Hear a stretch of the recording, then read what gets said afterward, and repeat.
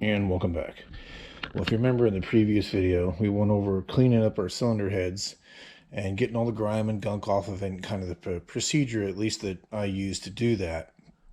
And in this video, we're going to go see about getting a new set of valves lapped into the existing heads and existing valve seats.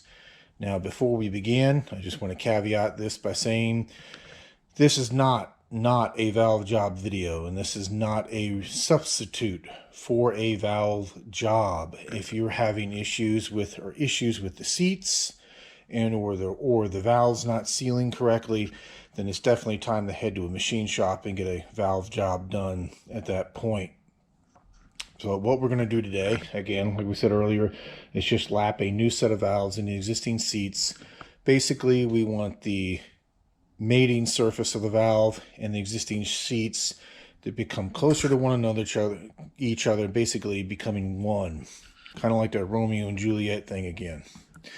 Now, a lot of you are probably screaming at the screen saying, well, why didn't you just drop these heads off when you drop the block off to the machine shop and just have them do a valve job on it? And that is a valid question, and the reason why we did not is we pulled these off a working motor that didn't have any compression issues, any misfire issues. We knew the heads were in decent shape. So it also allows us to leave some meat on the bone, so to speak, meaning that we're going to run with quote-unquote stock heads for the time being, and then eventually at a later point in time, it gives us a performance upgrade avenue. Basically, along with doing some future work of the transmission that we're looking at, heads could also be another one of those future performance add-ons, meaning when we get to it, then we can see about getting a ported set of heads with the racing valves, new valve seats, so on and so forth. So basically allows us to basically run stock heads at this point. We will still get a performance increase just for the fact that we're having the block worked over and adding a supercharger. But again, it just allows us to kind of run what we got for now and gives us an upgrade path here in the future. But again, I just wanted to caveat this by saying that yes, this is not a valve job video, and this is not a replacement for a valve job. We're just looking to get some new valves in here to go along with all the other new hardware that we have that goes along with the cam, because we have new valve seats, springs, retainers, so on and so forth. And then we'll kind of go from there.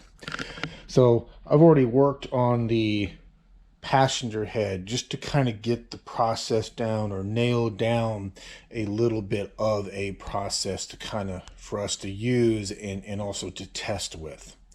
Now, I've been looking at a lot of videos recently, and there'll be two in the description box below. One of them will be from Uncle Tony's Garage, and the other one, forgive me, I can't pronounce the gentleman's name, but you'll see it in the link below. The title of the video is not another valve job. And what he goes on to explain is that he's a machinist, and what he does is he takes a set of new valves and laps them into an existing head, which is basically the process we're doing here. Now, his video, he goes on to explain the setup you see here. Now, there are hundreds of videos on YouTube right now that go over kind of the lapping process, and everybody has their own opinion and everybody has their own technique, and this video is not going to be any different from that. But you can see that we've got one of these, and this is a 4 CFM pump, one of these generic type kits you can get from Amazon for evacuating the air out of AC systems prior to charging. And what we've done here is use the pump along with one of the AC fittings that came with it, which gives us a ball valve so we can turn the compressor feed on and off. And then we went out and purchased a couple of more of these AC lines. And then also the nice little business end here, what you see is this foam plate, which will help us do our vacuum testing. Now, the rest of what you see, and this is not necessary, but we've got a glycerin-filled vacuum gauge on it. You don't need the glycerin-filled one. The non-glycerin one will work fine, but this one was a decent price and was getting good reviews, so we went ahead and picked it up. And don't worry, when we get to that part in the process, we'll get you zoomed in on all this. But This is just a quarter to quarter to quarter T, and we've got a couple of fittings on here. And just to show you those parts, that's the T we're using, which is a 1/4 inch FIP all the way around. And these unions I found, which is a 1/4 inch FL to a 1/4 inch MIP, these MIP fittings, these union fittings work great for attaching the AC lines into this T. So I did it this way because it kept me from having to cut these ends off and use barbed, which if you want to cut these ends off and get some 1/4 inch barb fittings and go in your hose, you can do that. But the nice thing is it makes it to where we can just kind of attach and detach these AC lines and then use them for other things. Now, the lines I got were actually probably a lot longer needed. It would be nicer to put some shorter lines on here, but now this piece here is from Goodson, and I'll get you part number. Actually, I'll show you that part number here. That is for the 3 inch by 4 inch universal vacuum plate. Now, that came with an 1/8 inch male adapter that you can get a female quick disconnect for these. And I wasn't able to get the quick disconnect to go along with this, so I ended up just taking their adapter off their vacuum plate, screwing on a 1/8 inch to 1/4 inch adapter, and then finally one of those unions into that, so that way we could go to the AC line. So a little bit of a kind of a cobbled together setup, but it'll do the job that we need it to do. Now for lapping compounds, this is what we're going to be using today, or at least starting with. Now it's a pretty high grit number, so 400 grit, also made by Goodson lapping compound. We also picked up this grit here, and if I remember correctly, the fine side of this container is 220 grit, and the coarse side is like 60 or 80 grit. It's some pretty coarse stuff. Now, since our valve seats look pretty good inside of all of our cylinders, I don't see like a lot of pitting, just, you know, some dirt buildup and some carbon buildup. What we're going to try first is just going straight to 400 grit and basically using the 400 grit to polish the surface between the existing valve seat and the new valves and see if we can get a good enough seal. Now, again, there are a lot of videos on YouTube that cover this vacuum testing process, and I don't want to call it an official number, but it kind of seems like a number that everyone's using is to at least pull 21 to 22 inch mercury of vacuum, and then be able to hold that vacuum for at least 10 seconds. And by holding, meaning you've got your valve stem seal installed to keep that from leaking, but no spring. So just a valve stem seal, the valve cleaned up, seated, and then you draw your vacuum from there.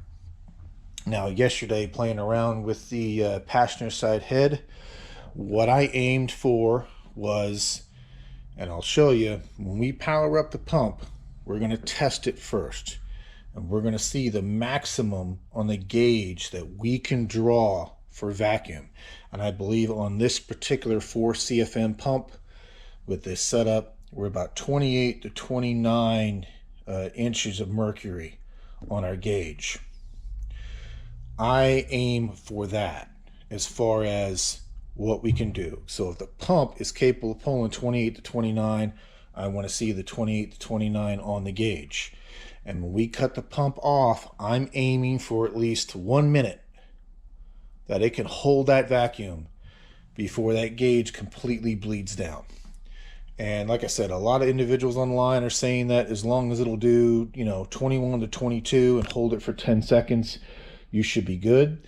There's another gentleman that'll also be linked in the description below, where he did a cylinder head rebuild, and he lapped a new set of valves into an existing set of heads, and in some cases he got 5 minutes plus, in other cases he got it to hold the vacuum indefinitely, which is a very good result. So since the consensus seems to be 21 to 22 and in 10 seconds, I'm thinking that if we can hit our 28 to 29 and hold it for a minute, then we should be really, really good to go. So the first thing we're going to do, again, with the head still disassembled, there's no valve stem seals in this head right now. We're just going to start on the process of getting these guys lapped. Once they're lapped, we'll kind of carry on from there. So the first thing we want to do, I want to show you some part numbers here. We're just using milling valves. And these come 2 valves per box. You can see our first part number here is V3195. And these are our exhaust valves. And then there should be a 3194. Again, 2 valves per box, and these will be our intake valves. So usually what I like to do, just standard lapping process. We've got a lapping stick here. I like to do this by hand. I know there are several videos out there that show doing this with a drill, which you can do. You just have to be really, really careful when you're doing it with a drill. A drill, because of the noise of the drill, you can't hear how the grit, in my opinion, is reacting to the surface of the valve and the valve seat all that well. And then with a drill, you're constantly spinning the valve one way. Now, unless you're stopping and reversing the drill, which some do, some don't. But again, I guess the question is just, you can use a drill. It's cautionary. You just be careful and kind of try to step up on things slowly, I guess is one way of saying it. So what I want to do is I'm going to get you stopped. I'm going to get you on a tripod, and then I'm going to bring you back, and we're going to use a Sharpie in place of having some layout fluid, as they call it. I couldn't find anybody I could order layout fluid from that couldn't get it here faster than 2 weeks. So we're going to use a Sharpie to substitute for that. And then what we're going to do is we're just going to come in here. We're going to start with this exhaust valve here. And this is the number 7 exhaust valve. As again, we're looking at our cylinder head from the kind of backwards and turned around. So if we're looking at this from the exhaust side of it, with this being the driver's side, this will be cylinders 1, 3, 5, and 7. And I usually, and you can see here, that's usually what I like to do, is just kind of write on the cylinder head with a little bit of a Sharpie, you know, what cylinder I'm working with.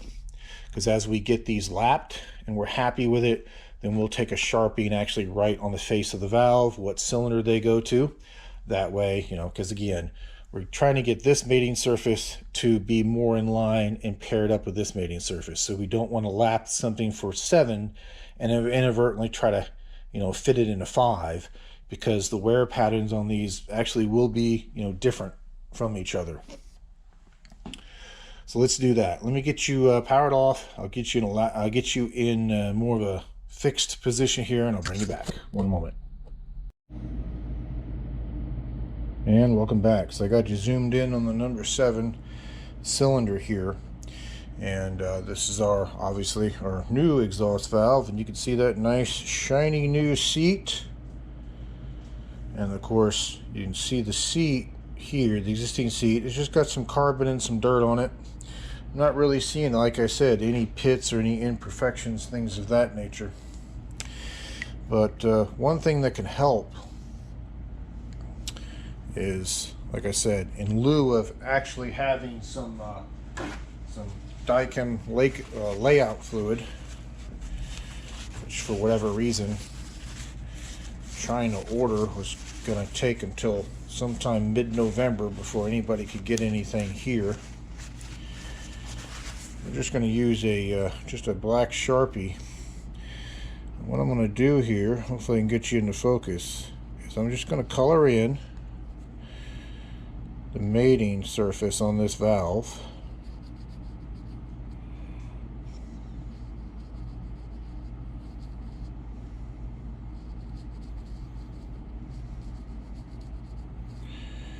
It's not going to hurt anything, but this is going to give us a visual indicator of exactly where our valve is hitting, or where our contact point is on our valve. Once we're done doing the first bit of lapping, so you can see we got that all colored in now. And I'm also going to do the same thing to the valve seat. Just give that thing a nice coloring in.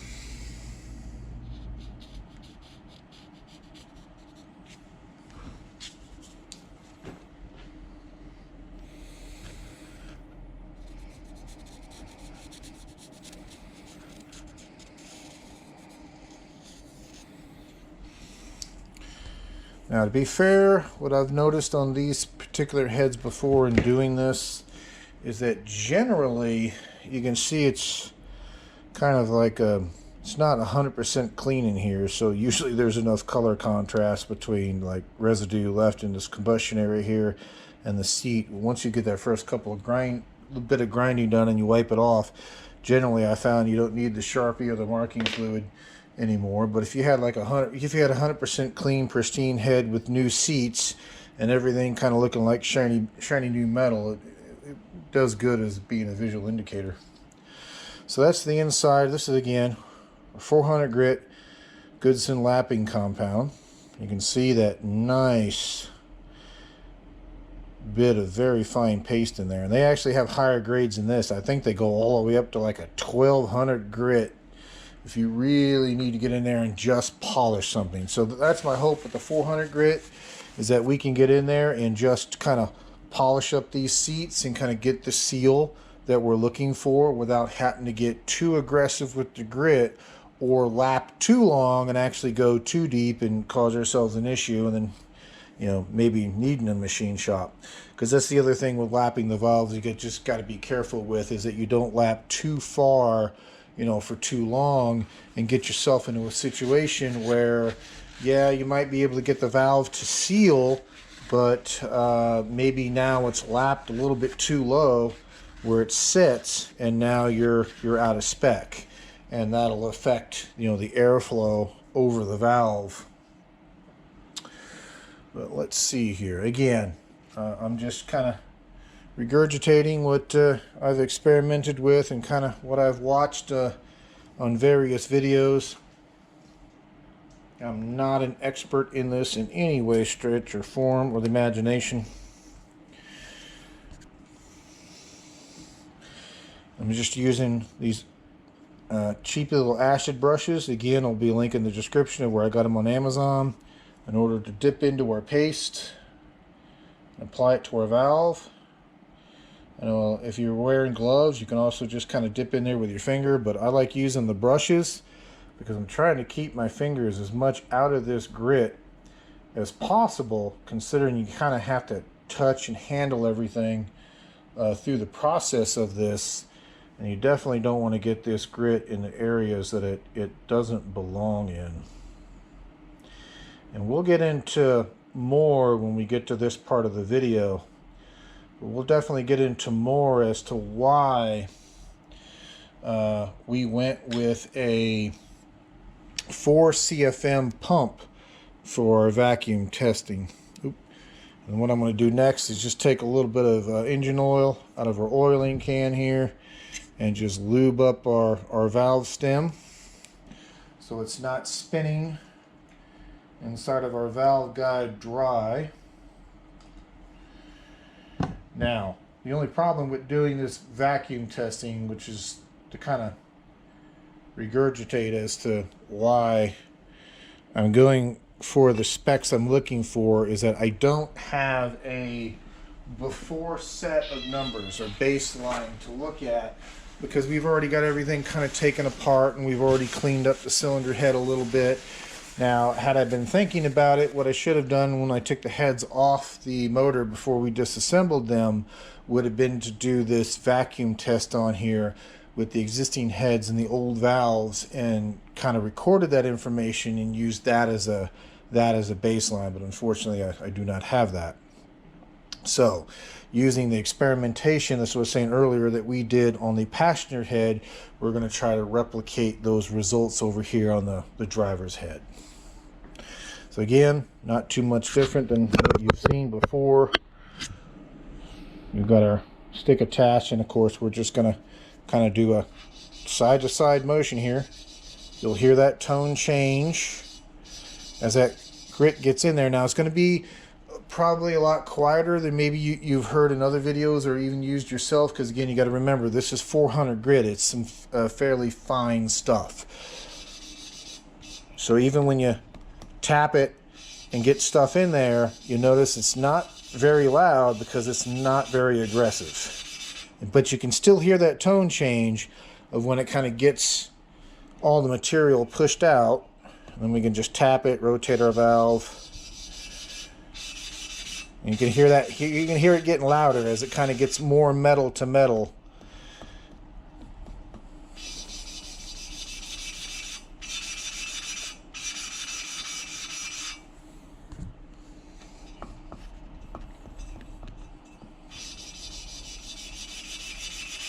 And what I'm doing, I'm actually going to set a timer to do this, is that just to kind of have a ballpark of something to aim for. Now, if you've got really good ears and you've done this before and you can kind of listen for it, you kind of know when to stop. But each case is different. Each setup is going to be different. So what I'm doing, I'm just setting kind of a timer, a 2-minute timer off to the side here, which I just started. And I'll do this for about 2 minutes. And then I'll stop, clear everything off, and kind of see what that mating line looks like. But what I'm going to do is I'm going to go ahead and pause you just so you're not watching me do this for 2 minutes, and I'll bring you back. One moment. And welcome back. So that's probably after about 2.5 minutes of lapping. You can see that we've got a nice consistent ring on our valve seat. Nice gray ring going all the way around, and our Sharpie that we put on there is completely gone, so we can see that we're getting, again, just verifying we're getting a nice consistent contact patch all the way around that valve. And let me get you down in here. Let me get you a shop light. You can see this a little bit better, but you can see on the exhaust valve itself that it's nice and gray contact ring going all the way around that valve seat. So again, not seeing any pitting, not seeing any scarring.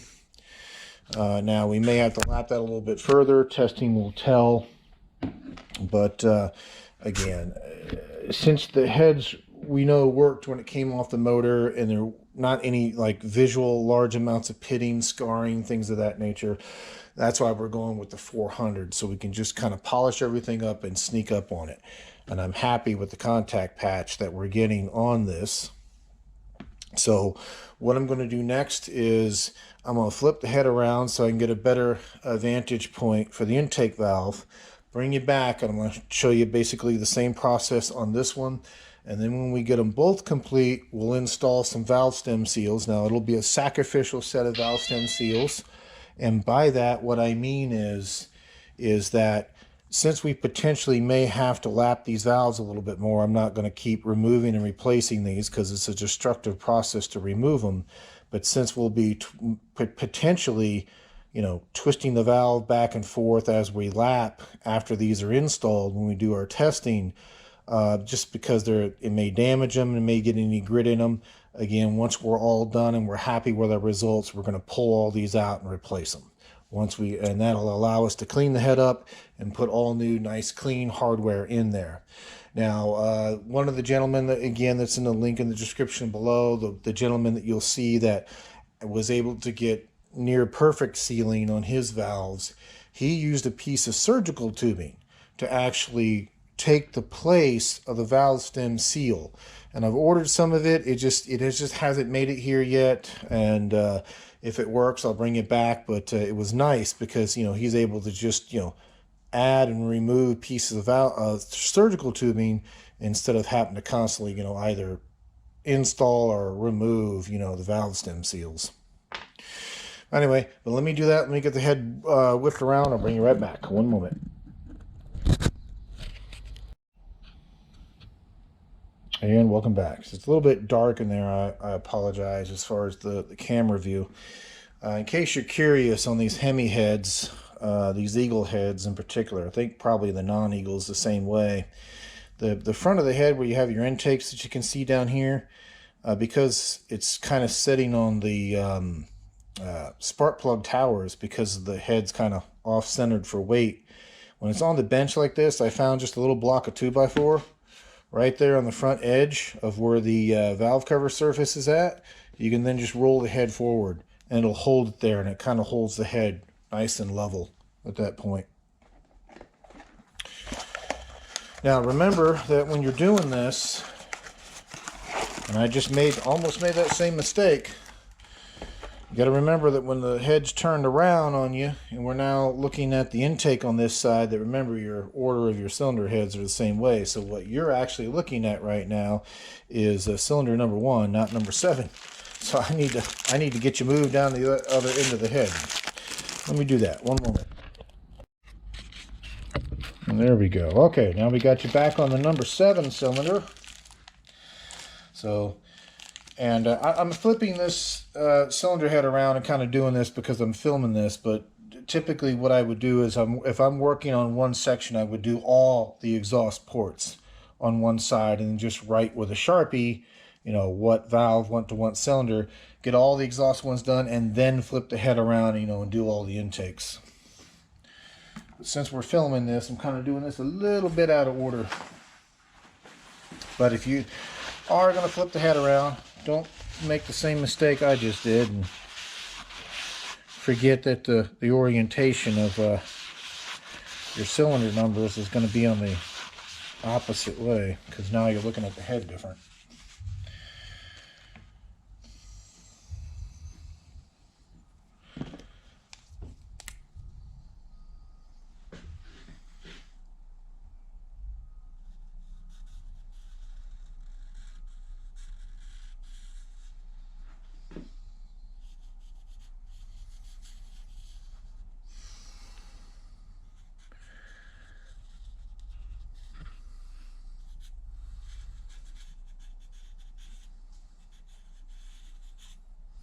And again, I'm just painting the area, as you can see here.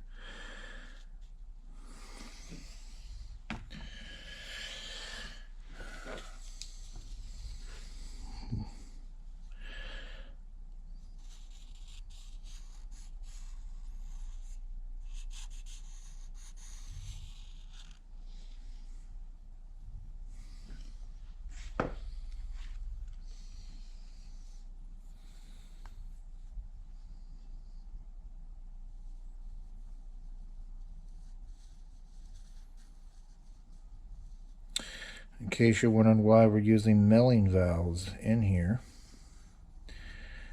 well, truth be told, that's what was available. I did look up a set of stock OEM valves, and nobody could get the quantity that was needed within a reasonable time frame.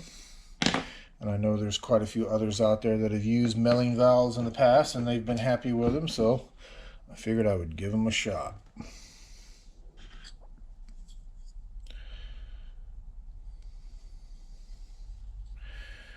can see here, I'm just going to put the compound on our valve, get this completed, and we'll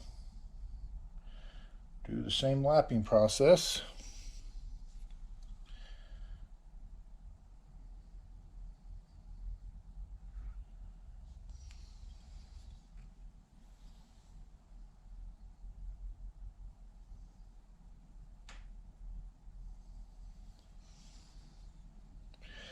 Sorry, I've got you kind of focused in on the cylinder head. I'm putting the compound on this valve off camera because it's easier for me to access the surfaces of this valve without having to work around the camera view. But you know, you can see what I'm doing there.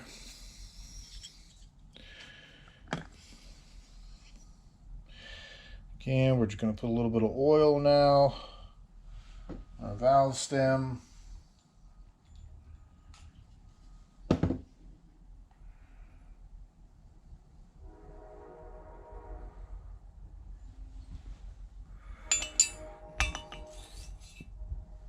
Go.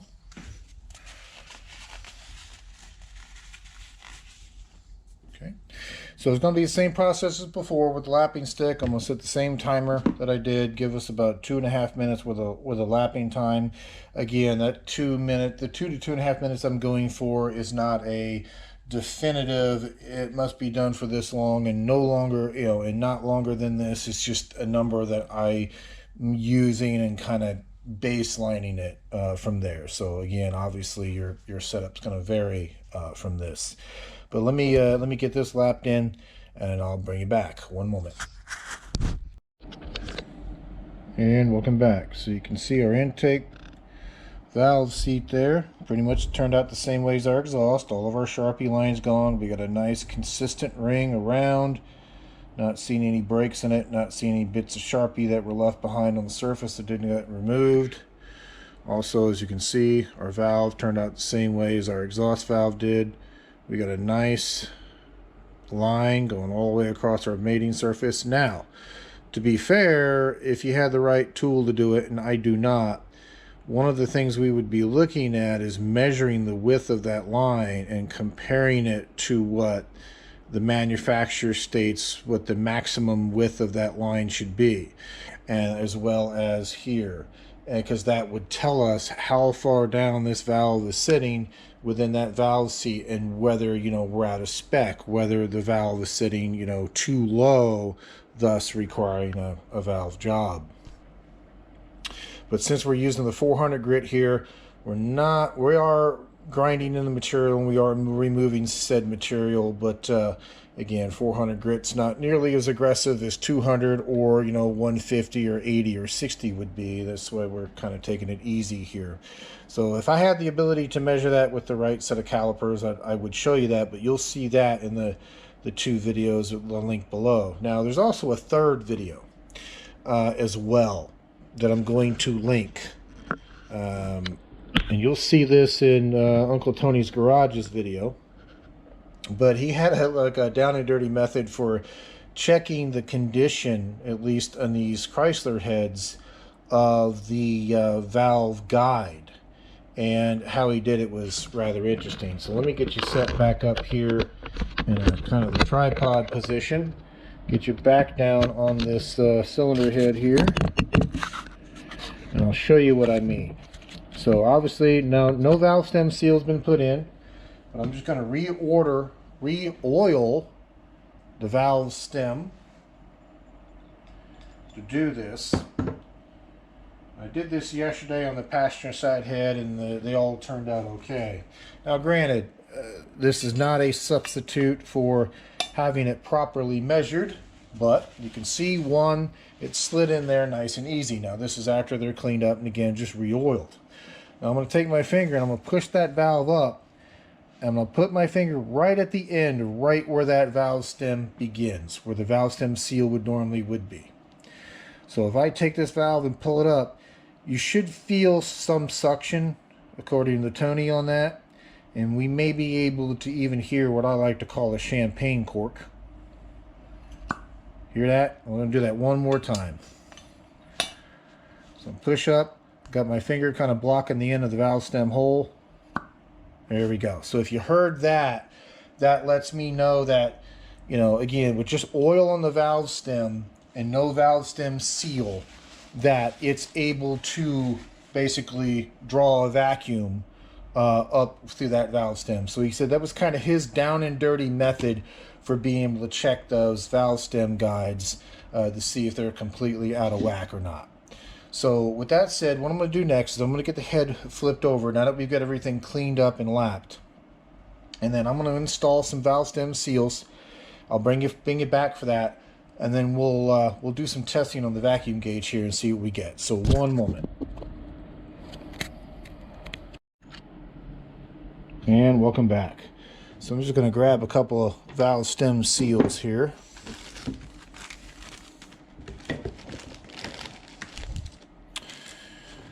Bag of extras. There we go. I'm going to use a little bit of oil, as I typically do when I install these, just on the seat of where that valve stem is going to hit, so these go on a bit easier. And that's the shoulder right here of where that valve stem seal sits, at least on these heads. And these are the kind that's got the springs on the ends of them. Apparently there are aftermarket ones you can get that do not. I like to kind of press them in place a little bit just to get them started. And I'm going to use the method that a lot of individuals apparently use, which is just using a 12mm socket, because the 12mm socket, as you can see here, fits oh so perfectly and hits right on the metal lip of that seal, allowing you to drive these in place. And you're going to hear the tone change on this as they're getting driven down, and then when they stop and they're seated. I'll tell you what, let me do this one so I'm not in the way of the camera so much.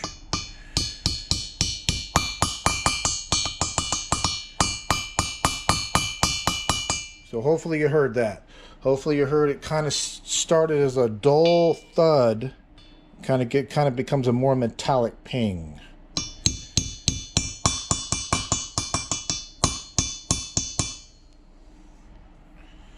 Okay, so now that those are installed and seated, let me pause you. I'm going to flip the head back around again, and then we'll get set up to do some testing here. One moment. And welcome back. So the first thing I like to do on these is do what I like to call, and I've heard others call, the flashlight test. So again, I'm just going to lube up the valve stem again with a little bit more oil, because now we've got a valve stem seal installed. And just like I normally like to do, this is just my preference, right there the valve is starting to make contact with the valve stem seal.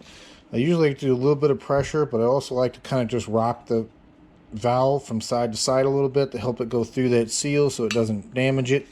And there we go, we got it nice and seated. I usually like to take it, kind of do that, hear a nice little metallic cling just to make sure it's in place, and then do the flashlight test. Now I've got one of these kind of ultra bright massive flashlights, and let me pick you up here, and forgive the noise, you're going to hear it in the camera. Shine our flashlight nice and bright, and then look up into our, let me get you a better view, sorry for the camera noise, I've got to adjust the tripod, and then look inside of our port to see if we see any light irking its way through any of the edges.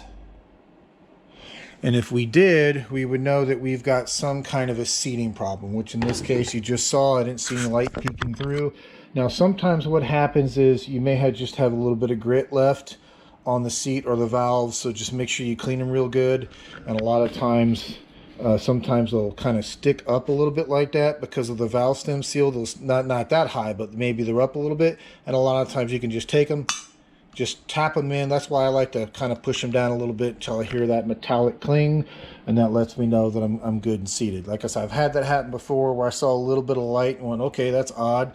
Now it may mean that you've got a damaged section there, or you've got a section that isn't quite seating with your valve. But sometimes you can just take them, kind of rotate the valve, and then push them back down again. And normally that, sometimes at least for me on these heads, I've noticed that it kind of will clear that up. And there's other times in which, again, you may have to go back, and if you've got the margin left to kind of lap it a little bit more, then lap it a little bit more. But if you get to the point where, you know, your line gets too wide and out of spec and you're still having an issue, then that's going to mean you're more than likely going to need some valve seats.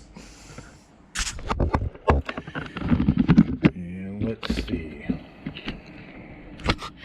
Now I'm gonna bring you back because I'm trying to figure out how I can get you best situated to kind of look at what we're going to be doing the test here, because I want you to see more than anything this vacuum gauge as we're doing this.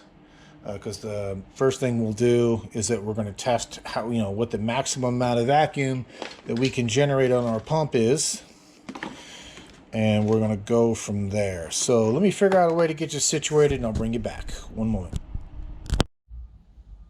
And welcome back. So I got the vacuum gauge kind of propped up there a little bit, and kind of got you focused in front of it. So I'll bring you back and actually show you what I'm doing with this felt pad. But what I'm doing with the vacuum pad is just holding it over the exhaust port to do the reading. But the first thing we're going to do is that we're going to start our pump, and then we're going to block off the plate we're using for our vacuum testing, because I want to see what the maximum amount of vacuum that we can draw using this setup is. And usually what I like to do is just use the suction cup off the lapping tool get our pad in here and just kind of block that port off when it's running like that, and then take our reading. So it's going to get loud when I do this, and I apologize for it, but one moment. Oop, would help if I plugged it in. See, I built up all the suspense, and we need power. Okay, let's try this again.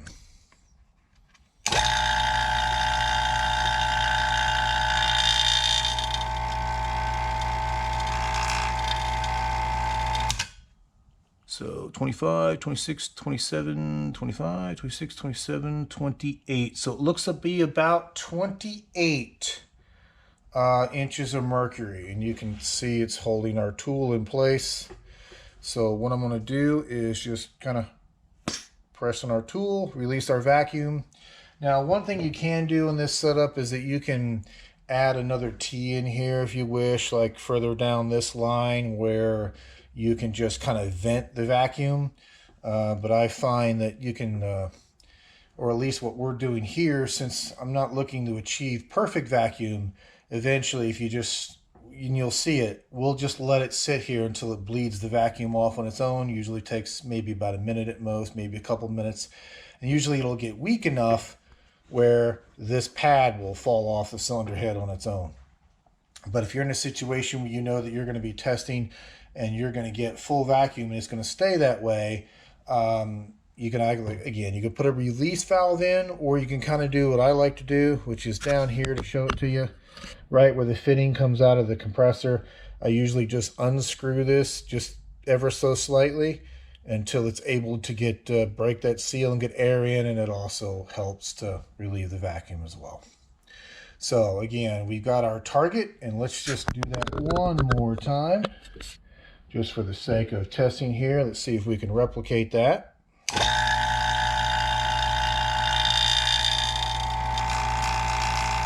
Okay, 26, 27, 28,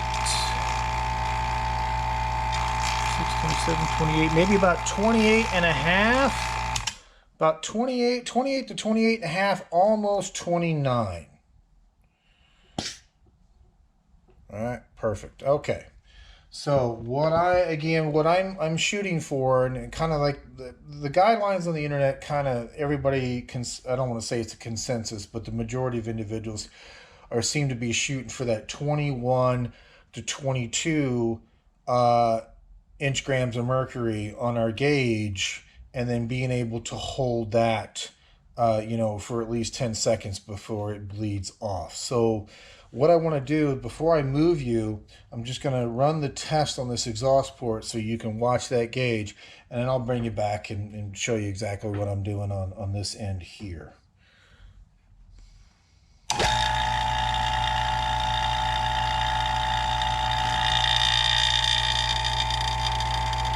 There you go. You can see that one. We got about 25, 26, 27, 28. We got about 28 inch grams of mercury on that exhaust port. Now, before I turn that off, what I'm going to do is start a timer. A stopwatch, I should say. So at the time that I turn this off, then I'm going to start my timer at the same time. You can see we have a very nice, very slow bleed down of that port. We're definitely going to make 10 seconds. No doubt about that. Matter of fact, we're about 20 seconds in.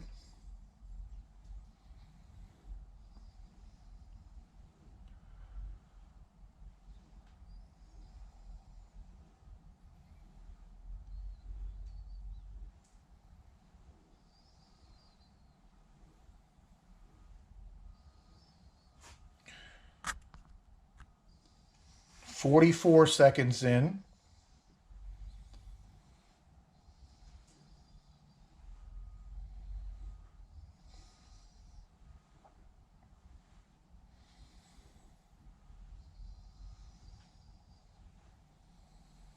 We've now passed a minute 3.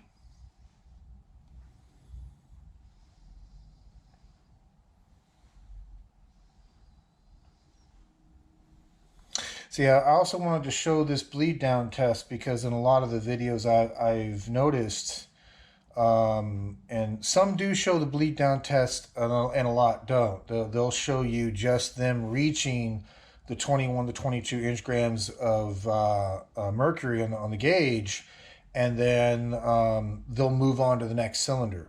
And like a lot of some of the other videos that, again, the ones that are posted, you can see it just fell off. That was about 1 minute and 40 seconds. It was able to hold that before it finally hit 0 there. Now that result I'm happy with, to be honest with you. Can we improve upon it? Sure. If we were to go back with our 440 lapping compound and maybe lap that valve a little bit more, we could probably get that where it would hold the vacuum even longer. But the problem is that we know it's a used cylinder head and we know the valve seats are used. So I'm not looking to get 100% airtight, it will never bleed down.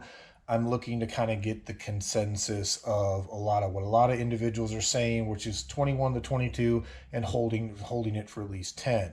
And based on the testing we did on the passenger side cylinder head yesterday, I'm shooting for that 1 minute to the 1 minute 30 to 1 minute 40 mark on all of these ports. Again, just using that as my particular baseline. So I'm happy with that as a result, since that was about 2.5 to 3 minutes worth of lapping on that exhaust valve using some 400 grit to accomplish that.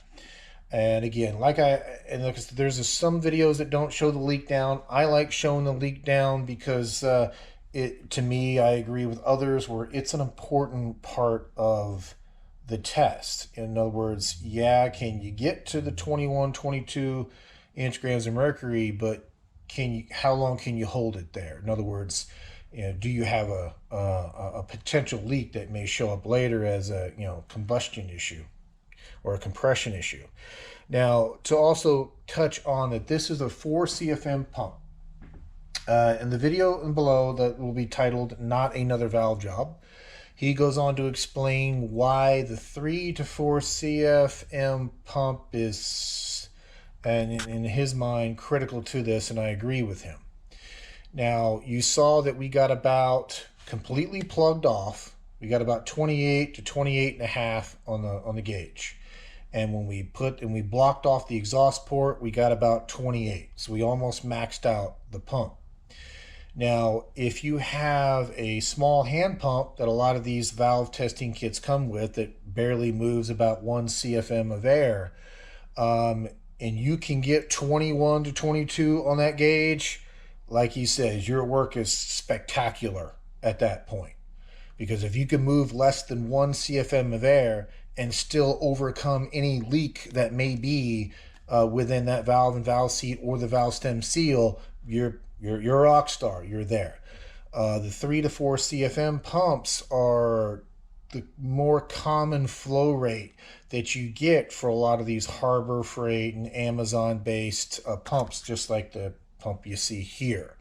So that 21 to 22 seems to be derived from the use of a 3 to 4 CFM pump. Now, in his video, you're going to see him basically bring out the battleship of all CFM pumps, about 7 CFM, which he says, and I agree with him, is actually a little bit too high to be using for this test, because what's going to happen is if you got a pump that can move 7 CFM of air, it's going to peg that gauge out, and it's going to cover up any leak you may have in that cylinder head. So in other words, you're just going to plug it on there, you're going to hit your pump, your gauge is going to max out, and you're going to think that you're good when in fact you may not be. It's just the fact that you can move such a high volume of air, you don't see the leak. So that's kind of the reasoning, again, once again, for the 21 to 22 inch grams of mercury, and it also kind of lining up with using a 3 to 4 CFM pump. Again, if you're using a hand pump and you've got the grip strength and you're the Hulk, and you can get 21 to 22 off a hand pump, again, that moves less than 1 CFM of air, your work is there. You've achieved gold at that point. But again, we're moving 4 CFM here. We got about 28 on our gauge, and we held that for 1:40. So I am happy with this valve. What I'm going to do now, I'm going to stop rambling. I'm going to get you resituated, and we're going to run this same test, but we're also going to do it on our intake and see how well our intake fares. So one moment. And welcome back. Now, the exhaust ports on this head, just to show you here, sorry, I got the camera at an angle, but again, they're relatively flat. They're pretty easy to sneak up on to get that pad to seal. Sometimes the intake ports can be a little bit of a, I don't want to say pain, but a little bit more challenging. But that's a pretty good size rectangular pad. I do have a round pad that I ordered from Goodson as well. And if we have to, we can change out to that one. But I've been able to get the square pad to work. And in case you missed it earlier in the video, that is the 3x4, 3" by 4" pad. But on these intake ports on the Hemi heads, they're they're slanted downward. But I found that if you just take this pad kind of right about there, that this 3x4 pad works pretty well. And it just allows you to take that vacuum port there and kind of center it on the intake and then slap it and just make sure that you get a good seal when you do this, because that's one of the things that can kind of trip you up for this test. And and I agree with the gentleman in the video, where it'd be easier if you do have a leak to sneak up on it with a hand pump, because you could have a valve stem seal that leaks, which would cause an issue with your readings, as well as if this pad here doesn't seal well, or you've got a scratch or something on the mating surface of this intake, that could allow air in and kind of mess you up a little bit. So again, if you do this test and you see a really fast bleed down and you didn't make your numbers, don't fret right away, because I've had it happen to me. A lot of times I'll take the valve out, turn it, make sure it's nice and seated, and I may even put a little bit more oil on that valve stem seal just to make sure, on the valve stem, just to make sure the valve stem seal is sealing, just to kind of eliminate that. But again, it would be easier to find that kind of stuff with a hand pump, but if you don't have a hand pump, it may just take a little bit of trial and error. So with that being said, I'm going to power up our vacuum pump, and we're going to repeat our test. So it's going to get a little bit loud. I apologize.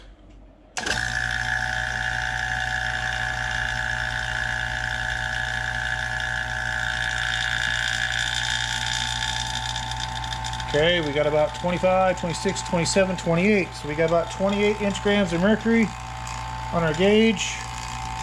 We'll start our timer and shut off our pump. We're holding beautifully. Let me show you that needle.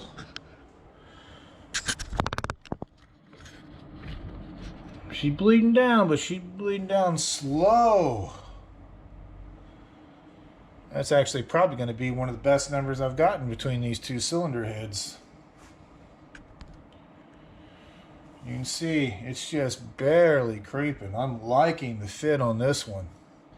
I'm really liking this 400 grit compound. I'm kind of wishing that at this point that I had it yesterday when I was doing the passenger side head.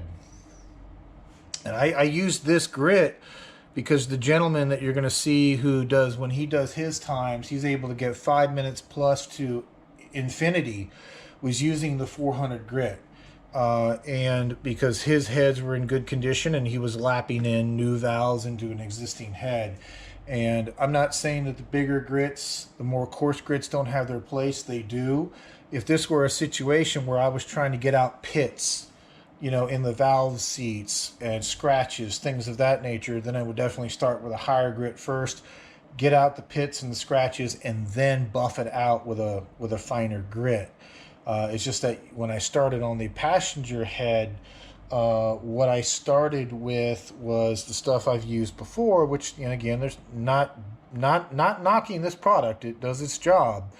But this is the Permatex variable stuff, if you want to call it that, where it starts out as kind of like a 100 or 150, and as you work with it, it works itself down to a like 200 or 220 grit, versus a product like this where all one side of it is 80 and all the other side of it is 220. It's a fixed grit, as well as obviously this one here, the whole container is also 400 grit.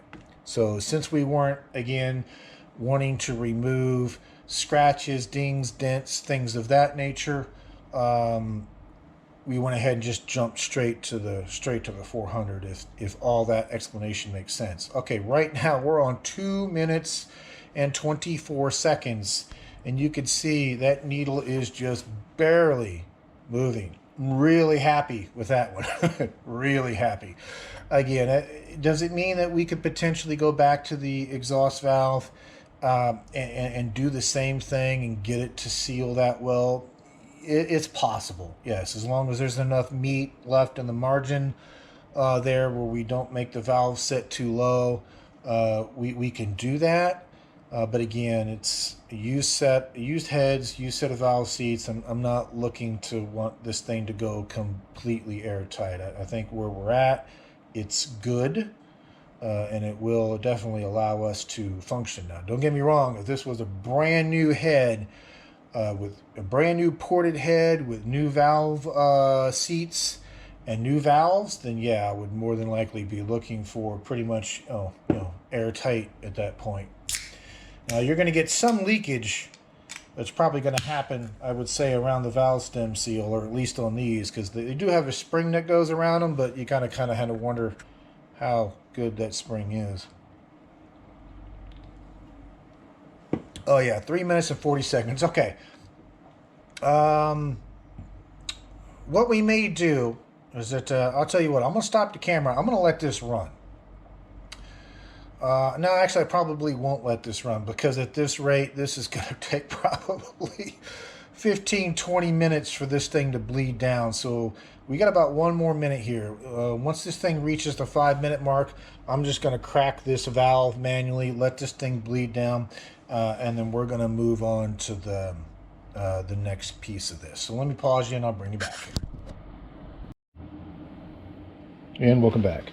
So I'm just going to get things set up here. Since we're on the intake side, I'm going to go ahead and lap in the other 3 intake valves on this side, and then I'll spin the head and do the exhaust. Now I'm not going to run the camera for all that, because you've seen me lap valves before.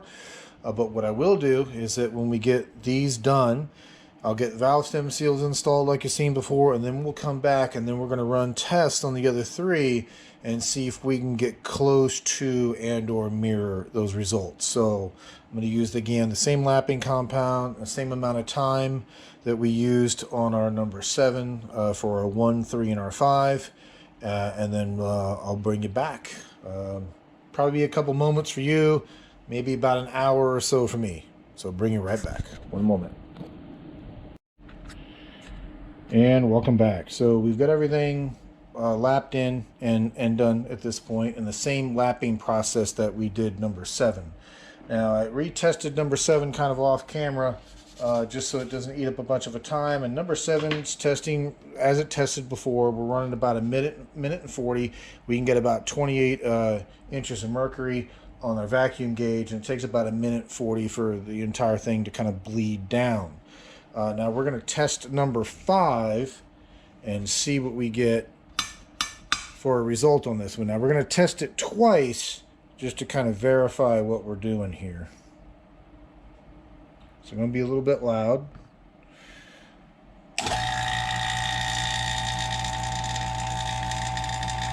Okay, so right about 28 on the gauge.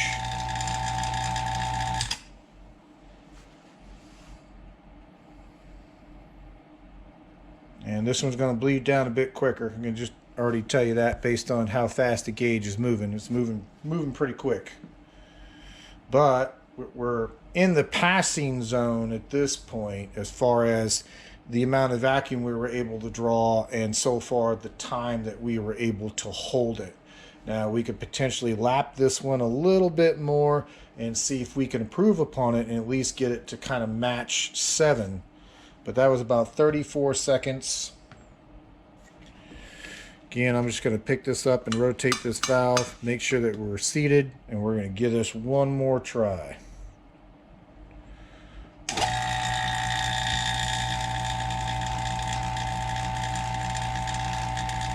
Right about 28. We're getting a little bit better vacuum.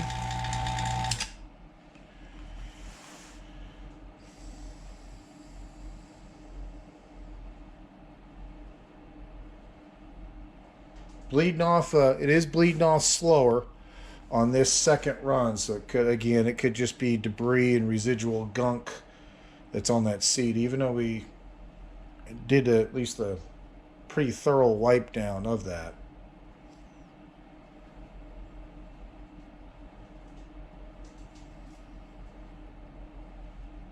Now, as far as the amount of vacuum that we could pull and for the time that we've elapsed thus far, I mean, it is technically passing. It's not as strong as its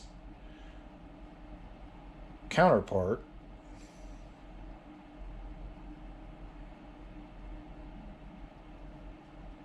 There we go. So we're at about 56 seconds, so just shy of a minute. So number 5, I'm just writing them down here on the side. It's going to be 58 seconds. Okay, let's try number 3. I'm going to show you the number 3, and then I'll stop just so you're not sitting here watching, vacuum tests. Now I'll test number 1 in the same fashion.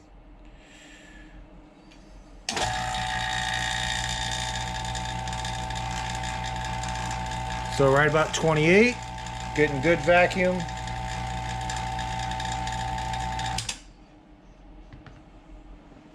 Yeah, bleeding down much slower on number 3.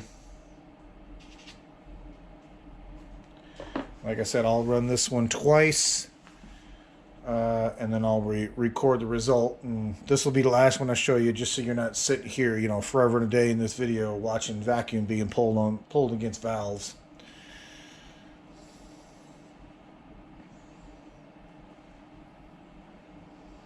But number 5 is pretty close. Like I said, if they hit a minute or a minute plus, I'm pretty happy with that, to be honest with you. I'm not looking for an airtight seal that's going to last 4 and 5 minutes, because it's already pulling, I guess, what a lot of people would consider over spec for this type of test, if there is such a thing as a spec/standard. And a lot of the videos I've watched, a lot of people will just pull the vacuum on it. Not to say that it's wrong or right, but they'll just pull a vacuum on it, and as soon as they see over that 21, 22, they cut it and they move on to the next cylinder. I've only seen a couple videos in which they've done an actual leak down. Okay, so that was about a minute, 10 seconds. So I actually like where that one's sitting, although minute and 10 on number 3 versus a minute 40. So I'm going to pause you now, and I'm going to do the same test on number 1. I'll bring you back. One moment.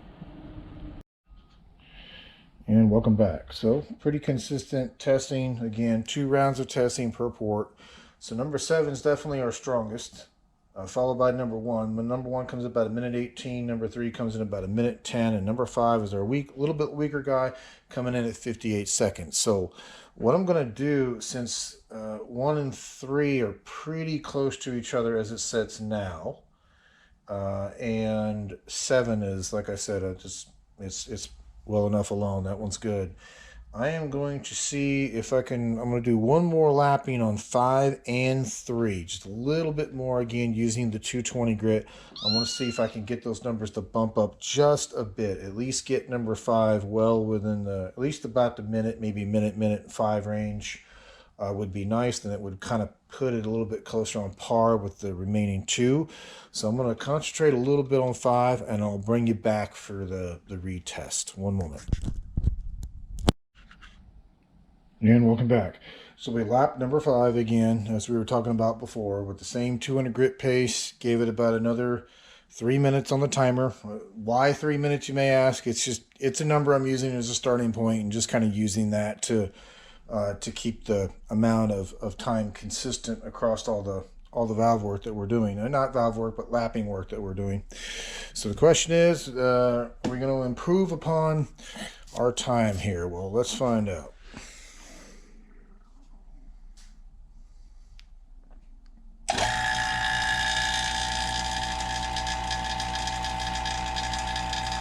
Okay, getting good vacuum, a little bit better vacuum than before.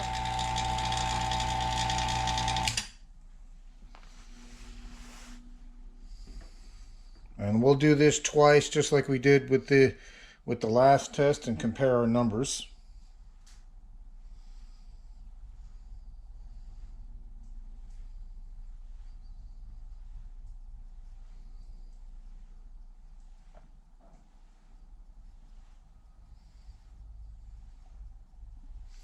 Now, the only problem with doing this that I found is that with these particular valve seals, they tend to get a little bit intolerant of pulling the valves out multiple times and redoing them, things of that nature. Plus, with all the spinning that we're doing, lapping, it tends to throw them for a loop. I've had problems with them before and had to replace them. So we got a roughly right about the same time frame, not too much any different.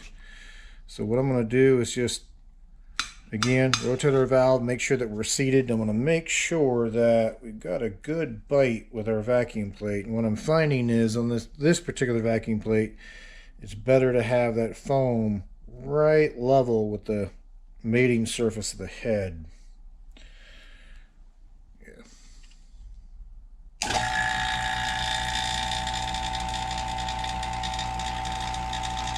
Okay, good on the gauge.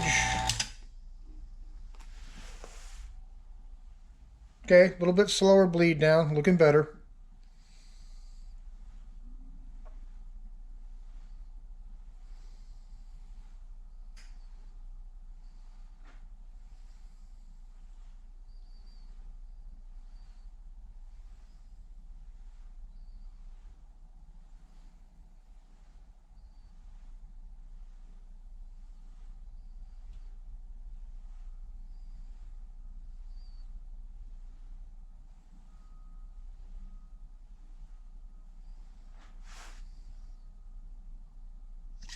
Okay, yeah. So roughly, I mean, it's a scooch better than what it was on the first test, but again, we're right on the door of that 1 minute mark that I'm looking for.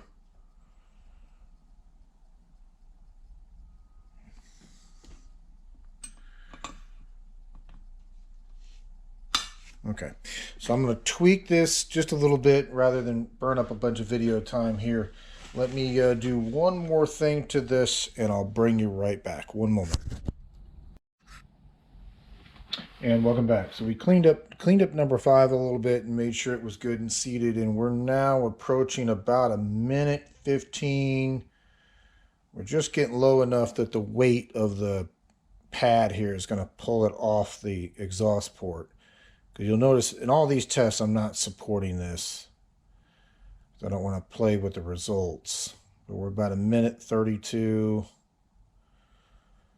minute 35. Okay, yeah, the vacuum leak is really starting to slow down as there's less and less vacuum in there versus the amount of, what's leaking. Just there we go. So about a minute 50 right before it, was unable to at least hold up the device we're testing with. So much better at about a minute 50 out of it, which puts it on par with number 7. Again, that was after just a second 3-minute lapping with the 220, and then some making sure that we had that seat good and clean, because I can't emphasize that enough, because I've had that bite me a couple of times because all it takes is one little grit of something to be left over and just be kind of sitting between the valve and the valve seat, and that's going to be enough to throw your digits off. So what we're going to do is we're going to make sure that number 3 is good and clean, repeat our test, and see if it still maintains this minute 10 or if it gets better. If it gets better and it gets higher, maybe like a minute 20, maybe a little bit higher, we'll more than likely just leave it alone, because again, that's good enough for our testing criteria. If not, we may lap that one more time just to see if we can get a scooch more out of it, but just being mindful that we don't go too far. I don't mind lapping a couple of times, especially with this higher 400 grit, because it's not as aggressive as if you were lapping with like 150 or 100 or something even bigger. So let me clean this up, and then I'll bring you back. One moment. And welcome back. So number 3, we actually didn't have to relap. We just pulled the valve up, cleaned the seat off, and made sure that it was sufficiently seated. Reran our test, and we got about 1:40 out of it versus the 1:10 that we got previously. So it is, or at least all 4 of these are pretty on par with each other as far as the amount of vacuum they'll pull down and the length of time they'll hold that vacuum. And again, why am I looking for a minute or a minute plus? It's just the number that I'm going with based on working on the passenger head. Because again, a lot of the videos seem to state that as long as you can either A, get to 21 or 22, you're good. Or some state that if you can get to 21, 22 and hold it for a minimum of 10 seconds, you're good. So I figured if 10 seconds is good, then a minute to a minute plus should be even that much better. Obviously, if I'm having trouble with a particular valve, I just don't want to keep lapping away at it to get to that number, because eventually you could do some damage, serious damage to it, and get it to the point where it's seating way too low, and then you need a valve job. But kind of again, just going with what we saw from number 7 off just one little bit of lapping, and just kind of using the numbers off 7 here as a guide for the remainder, or getting as close to number 7 as we can.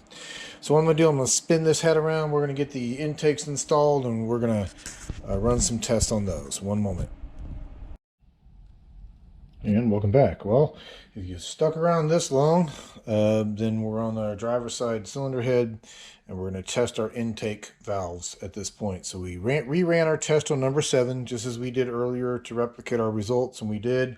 Number 7 is sealing really well, really well. It was 2 minutes plus, and I finally just called the test, and after about 2 minutes, it was only about halfway down on the gauge. So number 7 is exceptionally good. So we're going to repeat that test on number 5, and we're going to see what we get.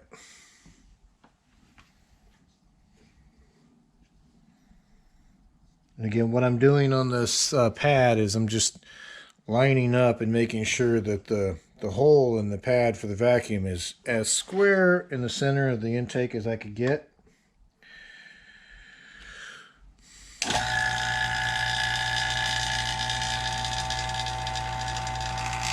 Ooh, 5, 6, 7, a little over 28.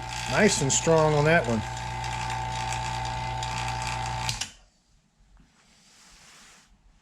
Wow, we hit almost 29. We almost hit the very max of the pump, and it's a very, very slow leak down. Very slow leak down.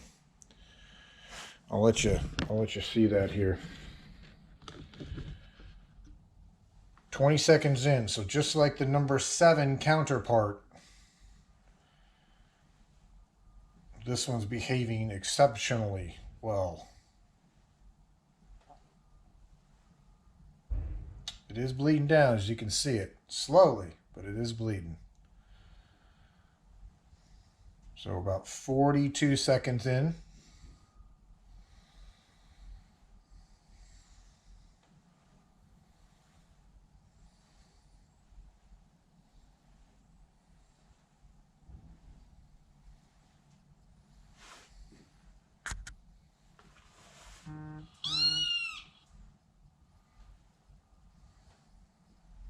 And if this gets to the 2 minute mark, which I'm sure this one will, I'm just going to crack the fitting on that hose manually just to bleed the vacuum here, and then we'll move on to the next one. But as far as this is concerned now, this is more than a pass. This is almost, I would consider, new. Well, I mean, I guess if it were new and new valve seats and new machined valve seats and new machine valves, it would probably hold vacuum indefinitely. So I don't know, maybe close to new.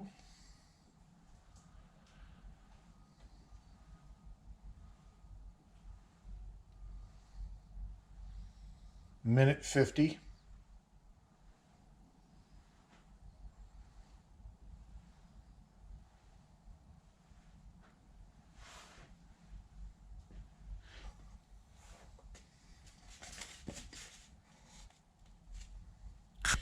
And in case you're wondering, the vacuum plate may be on a flat part of the head. It's not. I'm actually pushing up on the valve with my hand to see if I can move it, and it ain't budging. So we definitely got vacuum drawn against that number 5 intake valve.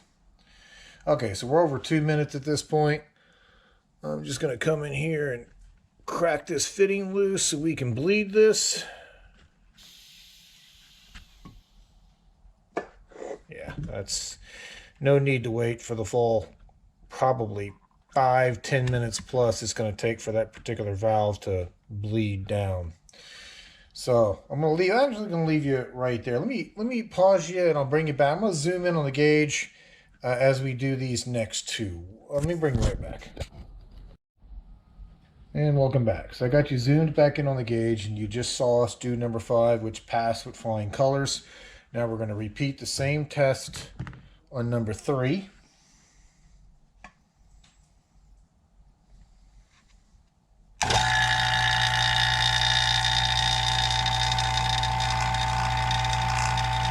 Nice, good, strong vacuum.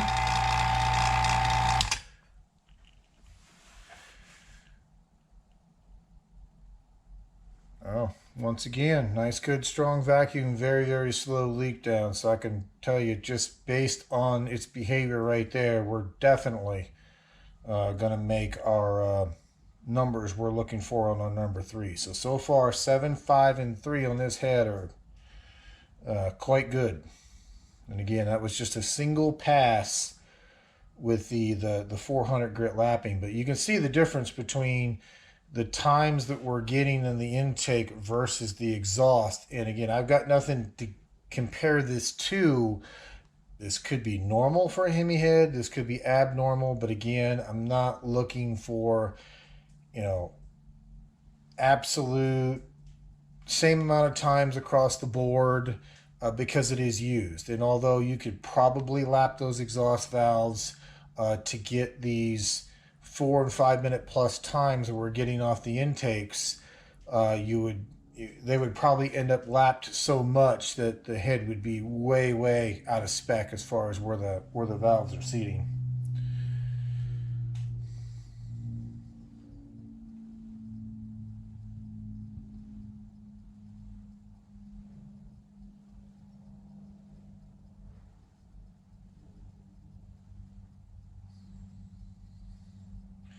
Okay, about 1:30. So once again, once this one hits the 2 minute mark, I'm just going to take loose one of these fittings here. That's what I like about using these little flared ends, and I'll give you the part number here towards the end of the video. It gives you the ability to use these air conditioning lines without having to cut the fittings off.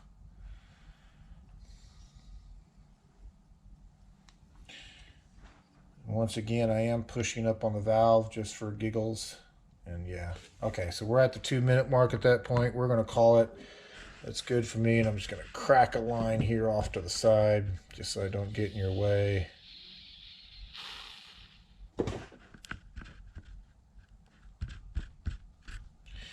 Okay, now let's see what we get for the number 1 intake.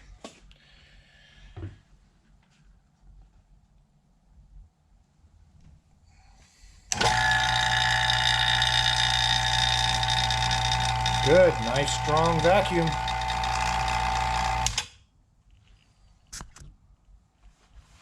Once again, you can already see that nice low decay rate we're getting. So it looks like the number 1 on this one is going to behave just like the 3, 5, and 7, which is excellent. Love it.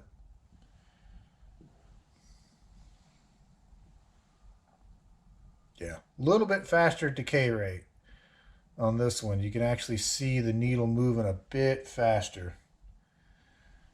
We're about 32 seconds in, so we'll definitely at least meet the 2 minute mark that we've been cutting the other ones off at.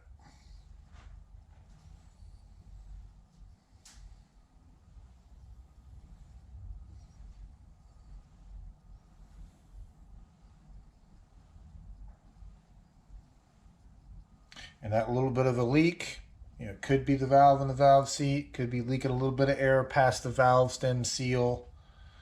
It would be easier to tell if we had like the little hand vacuum pump to kind of sneak up on it, but I'm not going to bother with it. That's a good enough result, in my opinion, what we're seeing now.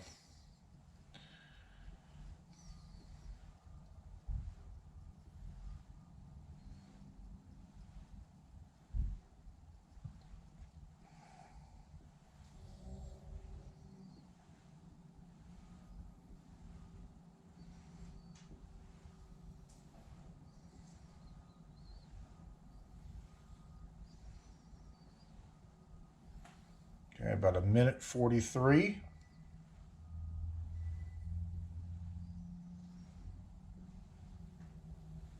Looks like we might be at the halfway point by the time, well, not quite halfway, but at least at the 15 mark.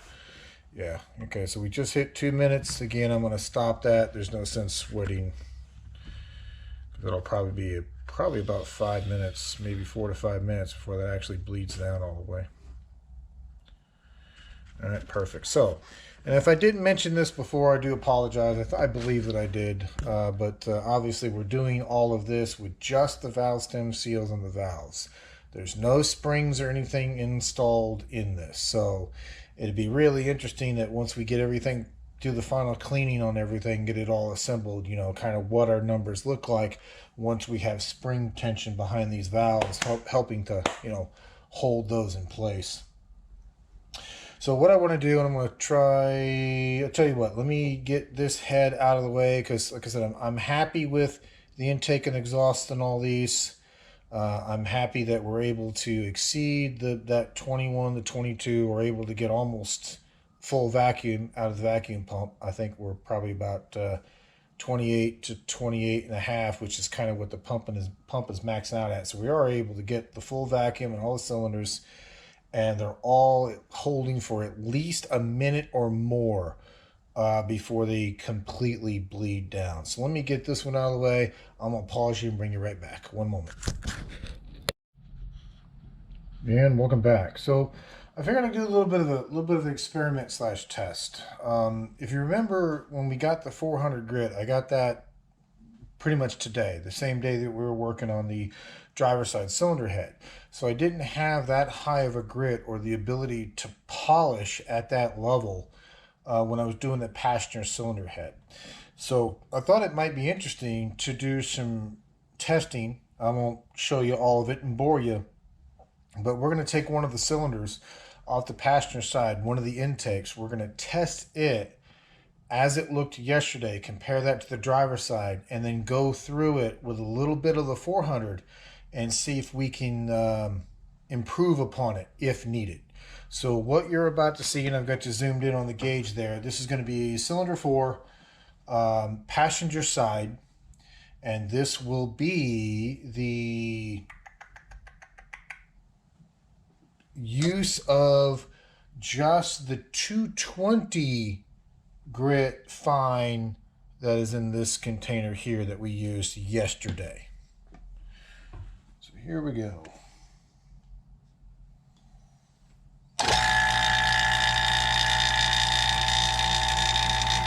You can see about 28, maybe a little bit more than 28, so the vacuum's good. We'll start our timer and shut off our pump. You can see we got a little bit quick of a bleed down. It's not horrible, but it's faster than the other intakes were on the driver's side head. And in any case, we met our 10-second mark, but we're gonna let this bleed down, and we're gonna make a note of the time, and then I'm gonna lap this with the 400, just a little bit more lapping with the 400, and just kind of let that 400 polish the seat and the valve, and we're gonna see if we can improve upon the time that we get here. Again, I don't want to go too far with this and overlap, but it's 400 grit. It's not going to really remove that much material more than it will polish. Obviously, it won't polish as well as 1,000 or 1,200 grit would, but it'll do a little bit more polishing job than 220 will, obviously. Okay, we're almost at our end here. We're just going to call it at that point. It's got a little ways to go, but we'll call it at that point. So that was about 1 minute and 12. Versus on the other intakes, if you remember, we were stopping it at the 2-minute mark because it was, taking that long to bleed down. So with that, I'm going to pause you. I'm going to lap a little bit on cylinder 4 here, and then I'll bring you back for the retest. One moment. And welcome back. So we got number 4 lapped, again with the 400 grit this time. And we got everything cleaned up, got it all back, put it all back together again. No valve springs. This is just valve and valve stem seal. And we're going to give number 4 a go and see if we improved upon our numbers any. I'll get a little bit loud for a moment.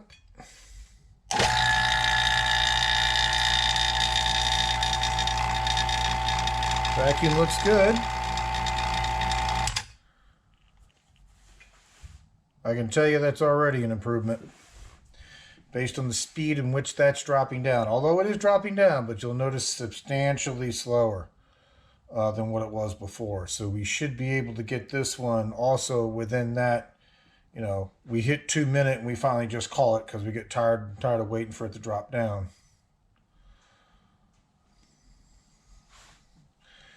Yeah, a little bit quicker on the drop down on this one compared to 2, but definitely better than what it was.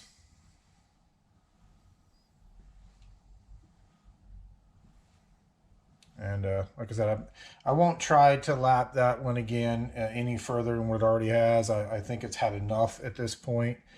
And considering the little bit of 400 that we used there just to kind of polish up that seat and valve seat and valve itself, looks like it more than doubled its efficiency.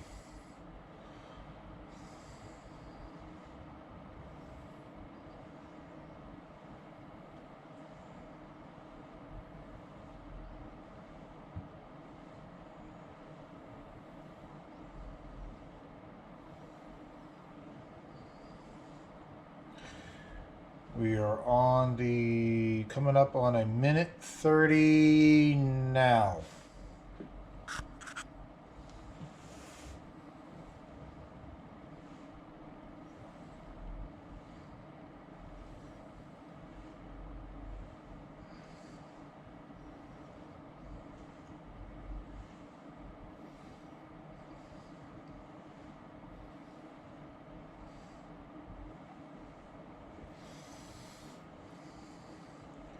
Coming up on the 2-minute mark now. So yeah, we're at the 2-minute mark. Like I said, it's leaking down a little bit faster than its brother, but it's more closely on par at this point. So it's a definite improvement. And again, I'm just gonna loosen up this connector over here on the side just to bleed the rest of that vacuum off. Okay, awesome. Well, I'm going to get set up to do the last intake on this side, which is number 6. I'm going to get it lapped and I'll bring you back. One moment. And welcome back. Well, we went through the rest of the passenger side cylinder head, which is back down in the tray there, and went ahead and re-lapped all the valves using the 400 grit and saw an improvement on each of them. So we basically used the 400 to polish up what we had started with in this one, which is 220. And we were able to get the cylinder head yesterday. Again, the passenger one we started on the other day, it's now holding vacuum. The amount of vacuum and the length of duration is now in par with the cylinder head that we worked on initially, which is the driver's side one, which has only had the 400 grit. So just to review with you, there's some Goodson part numbers for you. That is for the round disc that we used. Well, we didn't use this one, but it's for a round disc for vacuum testing as well. The one we used primarily today is this part number here. Sorry, I need to get the display to wake up. And that's this tester here. Nice, wide, flat, rectangular. Works good on these Hemi heads because you got plenty of meat for the exhaust port to cover up and plenty of meat on the intake to cover up. And once again, all this rig is just a copy of what I've seen in several videos. It's using the AC lines and compressor off one of those AC kits you get off Amazon, and I'll have links in the description to all of this. The only difference that we did here is that we're using the 1/4 T you see here, which is here. Now this line here with the ball valve came with the AC kit, but the unions we're using, which again there's that part number, which are on the end sides of the T, left and right of the T, as well as over here on our vacuum plate, that is allowing us to use the AC fittings without cutting these fittings off and putting barbs on. So it makes it to where we can take these AC lines off and use them for other purposes. So it's kind of nice. So again, links in the description to all of this. Once again, we're playing with some newer lapping compound than what we normally use on this channel, and this is the first one. Again, I think it's 60 or 80 is the coarse side of this container, and then 220 is the fine. And then watching other individuals' videos, I saw an individual who, the links will be down below, but it's the same individual that was getting 5+ minutes or infinite amount of vacuum hold. He used this Goodson 400 grit, which, as you know, we used on the driver's side head here, and only the 400, and beautiful results as far as I'm concerned. And also it improved the results on the passenger side cylinder head again. So it kind of makes me wish that I'd have had this from the very beginning, and potentially maybe even the 800 to 1000 grit, and started with this and maybe finished with 800 and 1000, and kind of seeing how good the results may have been. Again, it's not knocking this product. This product worked. Again, we started with using just the fine side on this one, and then finished up with the 400 there. Now the rougher stuff, the 60 and 80, and also the Permatex stuff, which starts out rough and gradually gets finer as the more that you use it, the more you lap down with it. They all have their place.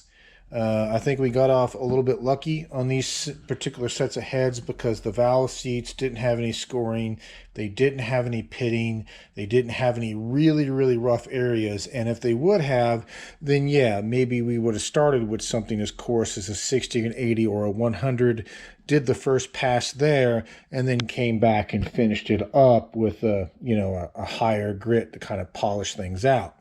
But keeping in mind, trying not to overlap them and then shoot past our margins and have the valves set lower in the cylinder heads than they're supposed to.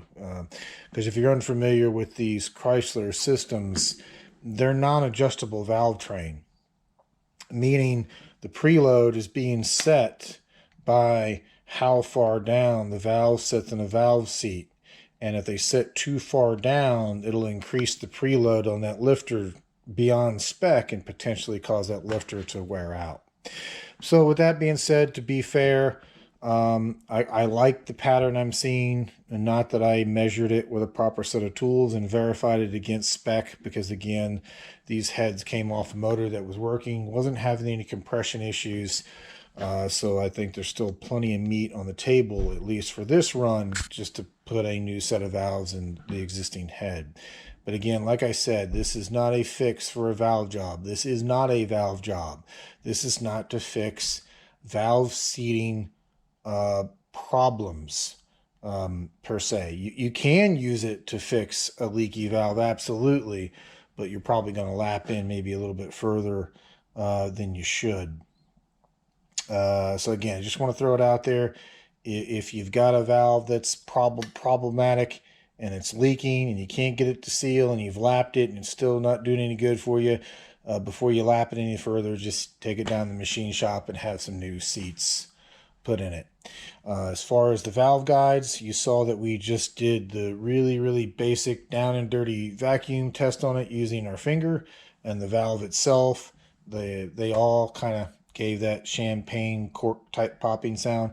I can't speak for other heads. I can only speak for the Hemi heads, that seems to work fairly well. And again, like I said, the reason why we didn't bring these to a machine shop along with the block is that we're just going to run the stock street heads, at least for the time being. And then as we progress in our performance build and we get a little bit more knowledge and experience under our belts after the engine, the supercharger's in, then it kind of gives us meat on the bone, so to speak, meaning that we can come back later and go with a set of ported heads with performance valves. And again, it gives us room to build up the top end of that engine, as well as the, having future transmission work to do. But anyway, I'm rambling.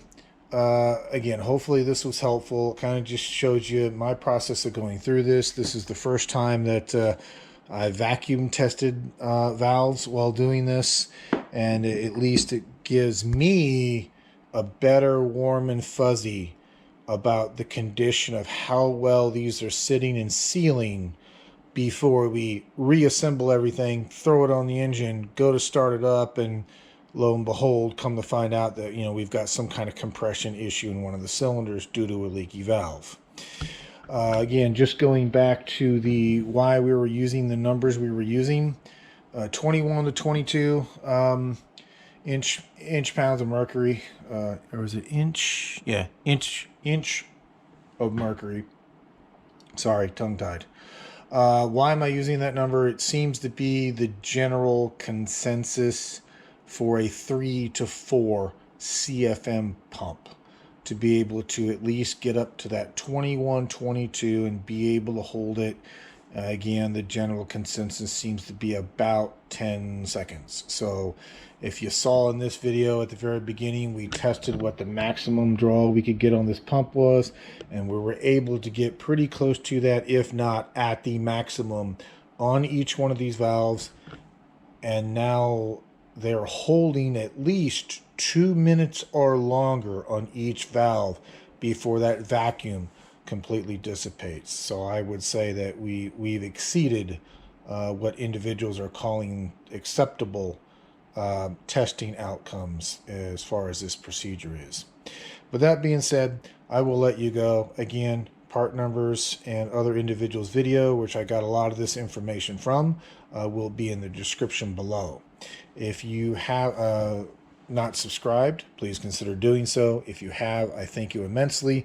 Again, we're right on that cusp of about 1,900 subscribers at this point, and I thank you all individually for that. What we're going to do on these heads next will be the future videos that we're just going to, when the weather gets a little bit better, we're going to take these out, give them one final liberal cleaning with some brake clean, make sure we get all the grit and all the garbage out of it, and the next video we bring back will be building these heads back up using the new seats, the new springs, the new spring retainers, and the keepers, as well as I mentioned, we'll be pulling the valve stem seals back off both these heads and going back with new ones. Since these were just put in here to test it, not only were they put in here during the testing, but they were also putting in here as we were lapping up additionally some valves to get them to seat a little bit better. So we just want to get all that out of there, get all the grit out, and in the next video we'll come back, we'll do the buildup of this. But with that being said, I'll let you go. It's been a long one. I do appreciate it, and I'll bring you back for the next one. Chat at you later. Bye.